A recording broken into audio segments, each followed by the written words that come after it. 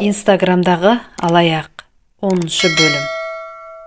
Аузы қисық болса да, бай баласы сөйлесін. Кімнің ақшасы бар, соның үні естілетін заман туғаны ма? Аладалдық, әділдік, ар-намыс дегендер ше, олар қайда қалды? Сымбат соңына дейін үміттенген. Соттікі дұрыс.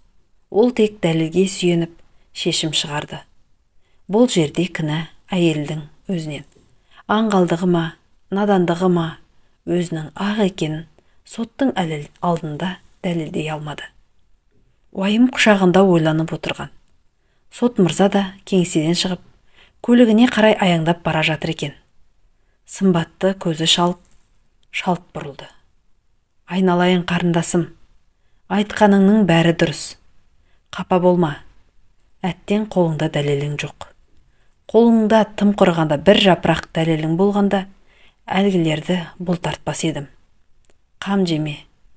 Мен сенің сөзіңе сот ретінде емес, адам ретінде сенемін. Бастысы Алланың көзі түсу болсын, деді де арқасынан қағып орнынан тұрып кетті. Сымбат ағыл тегіл жылады.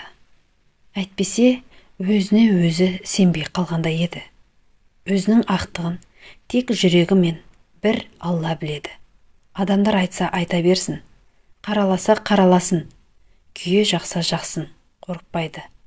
Кім не десе, о десін. Өзіне, ұстанымына берік болуы керек. Сынақтың бәрі уақытша. Қуанышта өтеді, қайғыда өтеді. Алаяқтық жолға түспеймін дегені деген. Маржанның айтқанымен алаяқ атанып, халықтың көз жасы сіңген ақшаға дүние алғанша, ешкімнің алдында төменшіктемей, беті ашық болып жүргені жақсы. Қарыз қамытынан бір күні құтылар, тек Алла сәтін салсын.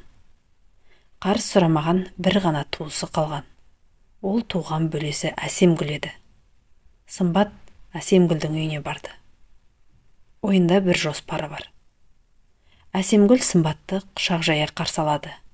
Өңін көріп шошып кетті. Сымбат болған жайттың бәрін жасырмай айтты. Әсемгүл жағасын ұстады.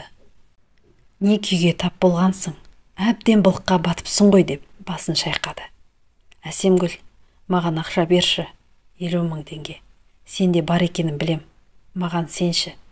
Сенен басқа көмек берер тірі жан жоқ. Шыңғыс білсе, балаларымды тартып алып, өзімді қаңғытып жібереді. Сол 50 000 мен бір іс бастаймын. Дәл қазір қайтарам деп айта алмаймын.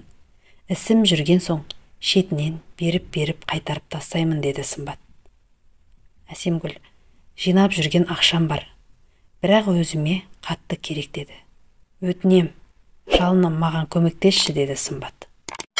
Мен оқыған әңгімелер ұнап жатса, каналға тіркеліп, лайк басып, пікір жаза отырыңыздар.